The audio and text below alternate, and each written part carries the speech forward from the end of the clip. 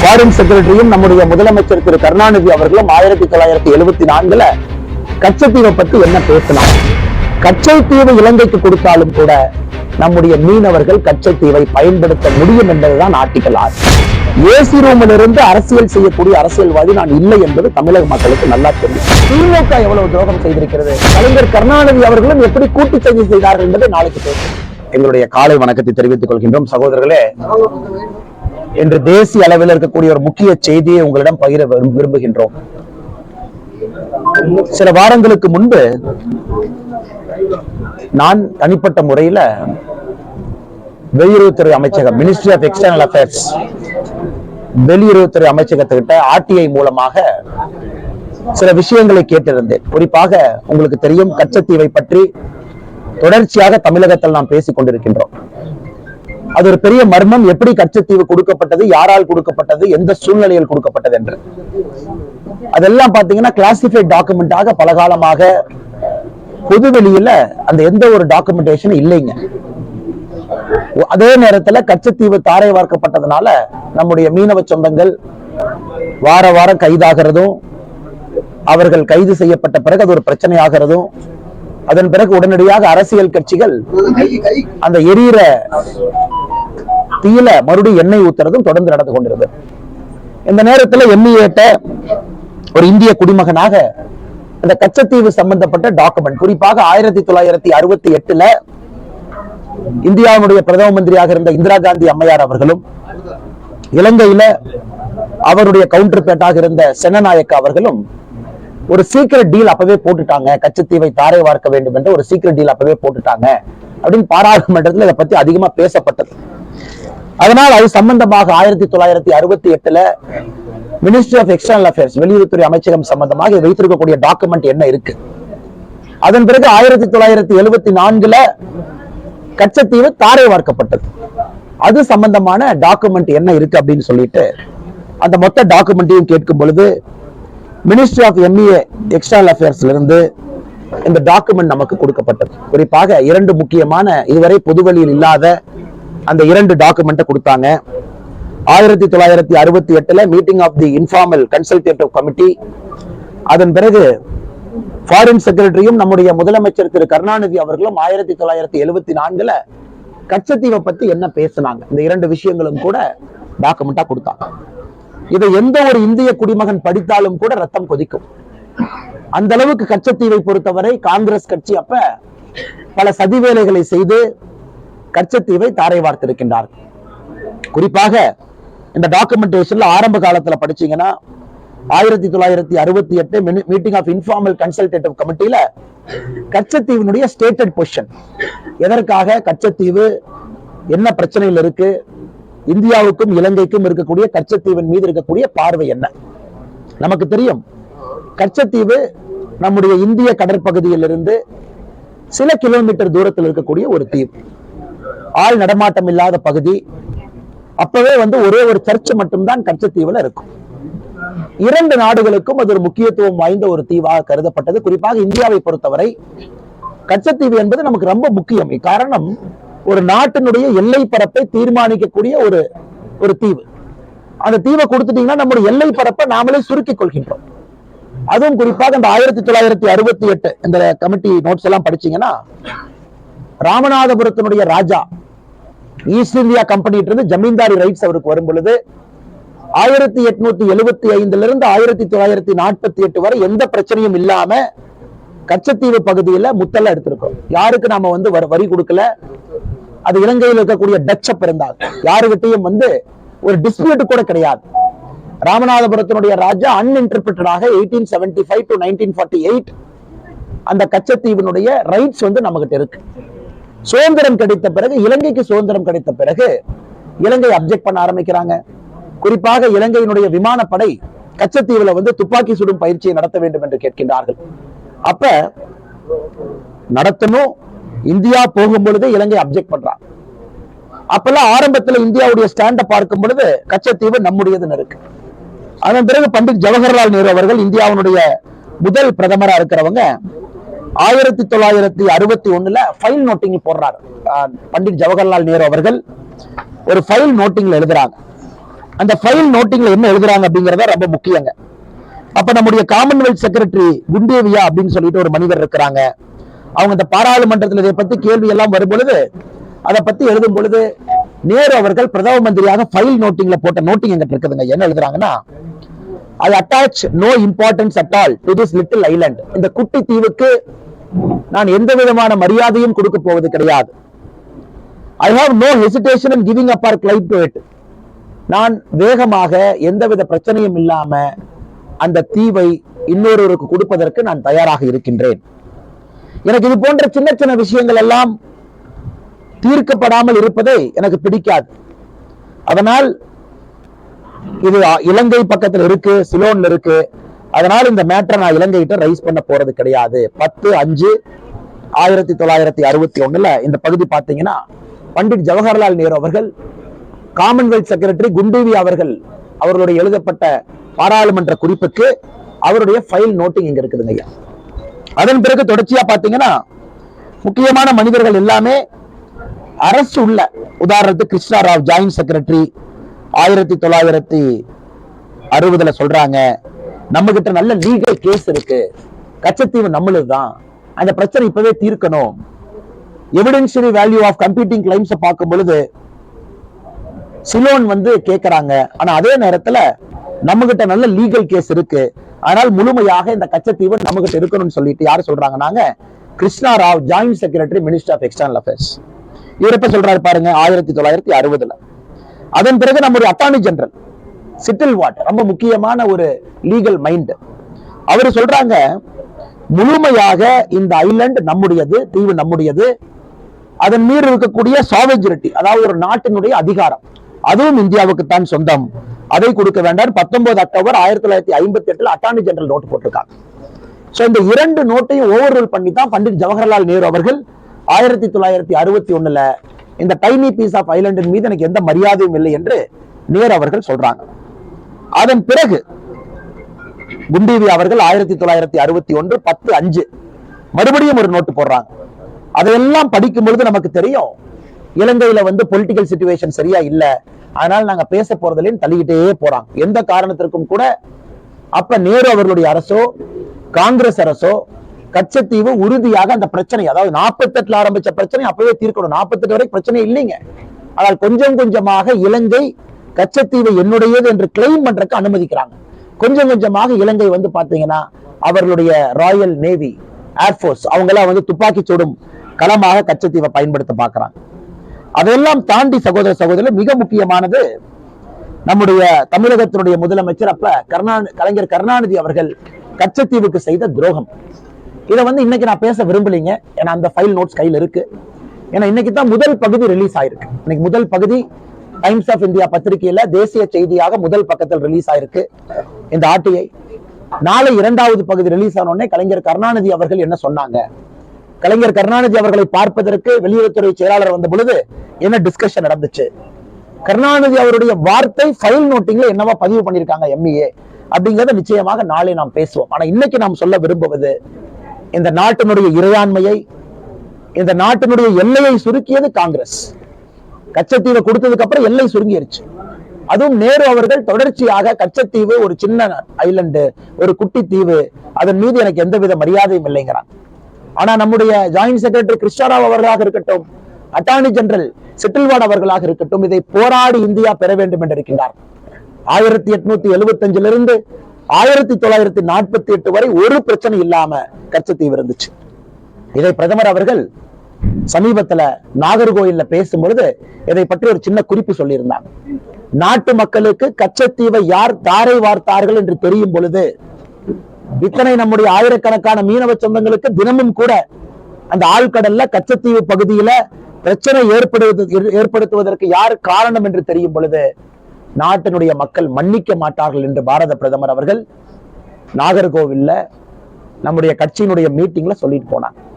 ஆனால் இன்னைக்கு நாட்டு மக்களுடைய முதல் பகுதி நம்ம நாட்டு மக்களுக்கு சொல்றது, எப்படி காங்கிரஸ் சதி செய்து கொஞ்சம் கொஞ்சமாக இந்தியாவுக்கு கச்சத்தீவின் மேல் இருந்த கிளைம 1960 ஒரு செங்கலாக விட்டு கொடுத்து 1968 இந்திரா காந்தி அம்மையாரும் செனநாயக்கா அவர்களும் சேர்ந்து ஒரு சீக்ரெட் டீல போட்டு அதை 6 ஆண்டுகள் கழித்து 1974 எக்ஸிக்யூட் பண்ணி அன்னைக்கு நம்முடைய ஐயா மூக்கைய தேவர் அவர்கள் ராமநாதபுரத்தினுடைய பாராளுமன்ற உறுப்பினராக முத்துராமலிங்க தேவர் ஐயாவுடைய வழியில வந்தவங்க.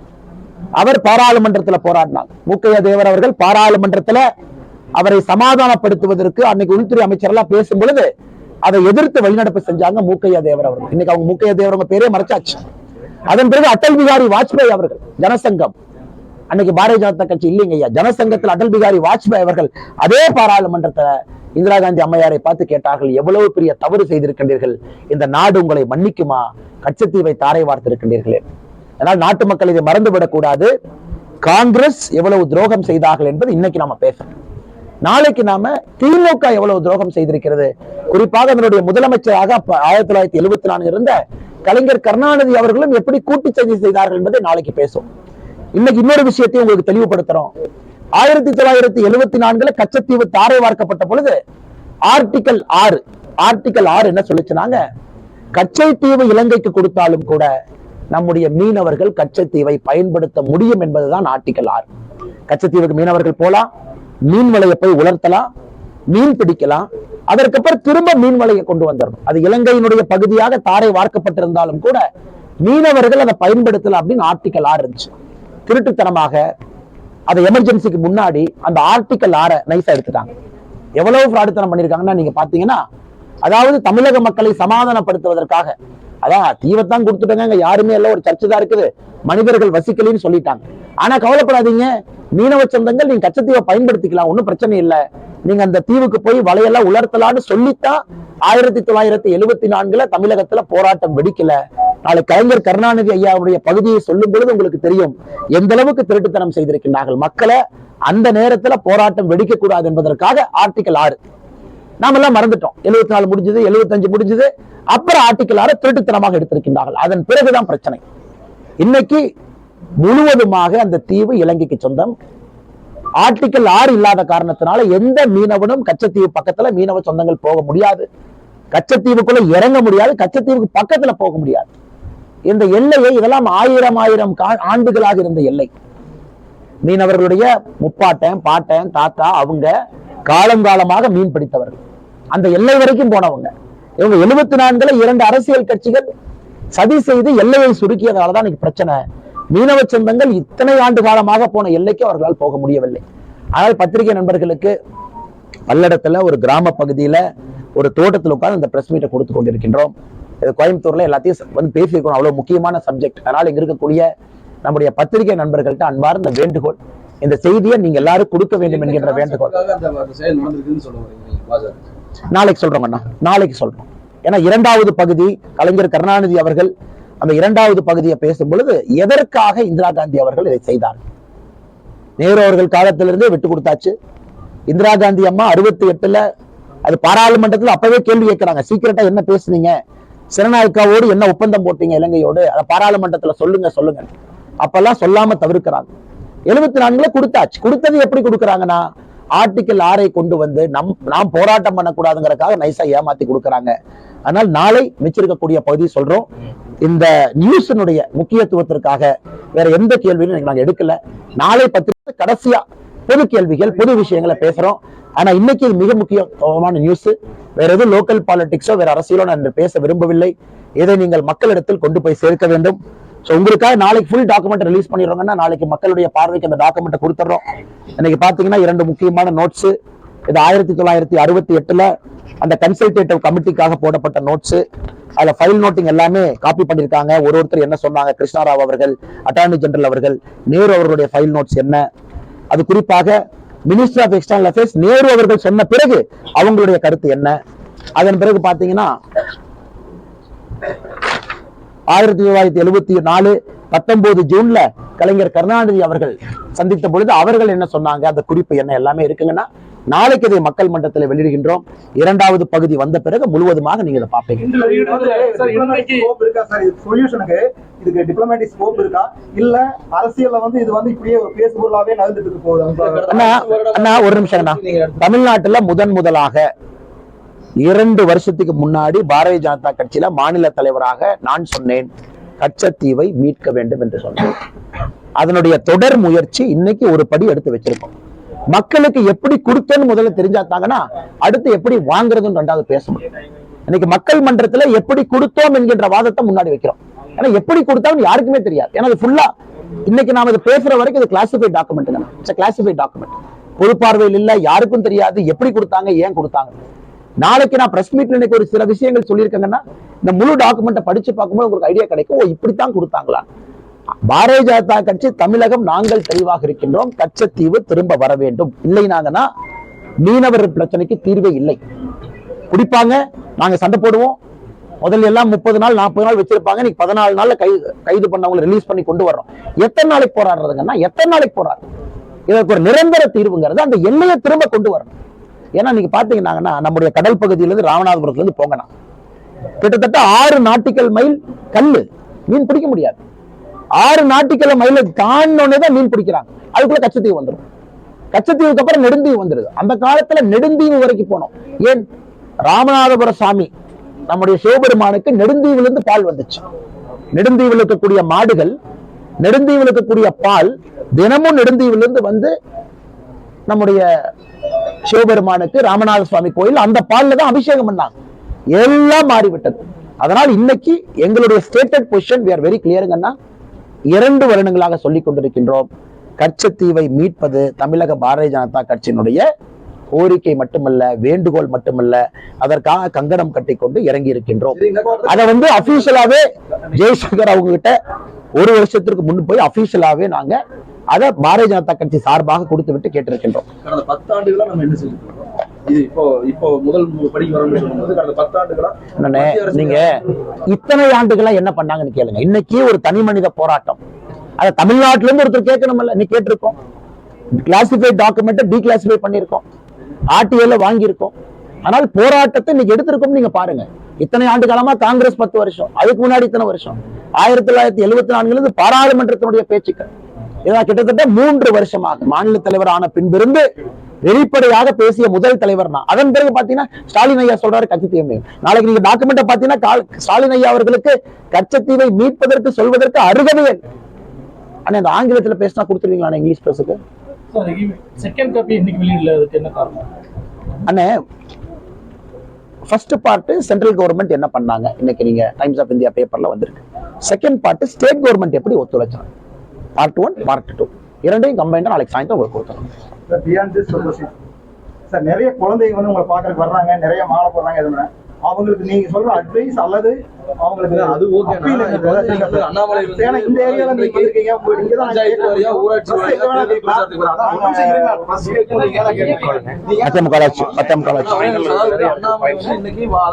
ஊராட்சி வாரியா பகுதி வாரியா பஞ்சாயத்து போறாரு, போறாரு. வெற்றி பெற்ற பிறகு இதே மாதிரி மக்களை சந்திச்சு மக்களை குறை கேட்பாங்க. அண்ணா ஐயா, நீங்க 3 வருடமாக என்னுடைய வேலையை கொஞ்சம் திரும்பி பாருங்க ஐயா. தமிழ்நாட்டில் 234 தொகுதிகளுக்கும் சென்ற ஒரு மனிதன் நான் 8 மாசமா இங்கேயே சுத்திட்டு இருக்கேன். கிராமத்துல எல்லா இடத்துலயும், அதுவும் 8 மாசமா நகரத்துல சுத்தலீங்கன்னா. ராமேஸ்வரத்தில் ஆரம்பித்து 234 தொகுதியும் கடந்து வீதி வீதியாக தெரு தெருவாக கிராமமா வந்திருக்கும். இந்த 3 ஆண்டுகள்ல தமிழகத்துல பட்டி தொட்டி எல்லாம் சுத்தி இருக்கிறேன். யாத்திரை ஒரு பக்கம் விடுங்க, 8 மாசம். அதன் பிறகு எல்லா இடத்துலயும் சுற்றுப்பயணம். ஏசி ரூம்ல இருந்து அரசியல் செய்யக்கூடிய அரசியல்வாதி நான் இல்லை என்பது தமிழக மக்களுக்கு நல்லா தெரியும். எனக்கு இந்த பிரஸ் மீட் எங்க நடக்குதுன்னா, இவ்வளவு பெரிய முக்கியமான நியூஸ், ஒரு நேஷனல் நியூஸ் எங்க நடக்குது, ஒரு கிராமத்துல, பல்லடத்துல, ஒரு தோட்டத்துல அதை செய்து கொண்டிருக்கின்றோம். அது கூட பாத்தீங்கன்னா நகரத்துல ஏசி ரூம்ல பண்ணலீங்கன்னா. அதனால என்னை தொடர்ந்து 365 நாட்களும் நீங்க பார்க்கத்தான் போறீங்க. அதுல எந்த மாற்று கருத்து? மக்கள் நேரடியா உங்கள்கிட்ட எம்பி ஆனதுக்கு பிறகு நேரடியா தொடர்பு போன் பேசணும், மக்களுடைய தொண்டர்கள் அதுக்கான வழிமுறை செஞ்சு கொடுத்துருவீங்க நீங்க? நிச்சயமாங்கண்ணா. ஏன்னா மக்கள் இவ்வளவு ஆர்வமா ஏன் வர்றாங்கன்னா, ஒரு வித்தியாசமான ஒரு மனிதர், இந்த முறை மாற்றம் வேண்டும், இவர்கள் வித்தியாசமாக இருப்பார்கள், அந்த நம்பிக்கையை நாங்க காப்பாற்றணுமல்லண்ணே. நம்பிக்கை காப்பாற்றணும், அவைலபிளா இருக்கணும், அக்சசபிளா இருக்கணும். தொலைபேசி போன் பண்ணாங்கன்னா அட்டன் பண்றதுக்கு ஒரு ஆள் இருக்கணும், அந்த மெசேஜ் நமக்கு வரணும். அதனால்தான் நாங்க ஆரம்பிக்கும் பொழுதே சொன்னோம், எல்லா சட்டமன்றத்திலும் ஒரு பாராளுமன்ற உறுப்பினருடைய அலுவலகத்தை நாங்கள் கொண்டு வருகின்றோம். நீங்கள் எங்களுக்கு ஆசீர்வாதம் கொடுத்த பிறகு எல்லாத்தையும் கொண்டு வர்றோம். அதிமுக திமுக என்ன சொல்றாங்கன்னா பாஜக எங்களுக்கு போட்டியாவே இல்லை, எங்களுக்கு வந்து திமுக பாஜக அதிமுக தான் எங்களுக்கு போட்டி. அப்படியே சொல்லிக்கிட்டு கன உலகத்துல இன்னும் ஒரு 20 நாட்கள் நன்றாக அவர்கள் வாழட்டும். அவர்களுக்கு என்னுடைய வாழ்த்துக்கள். நன்றி.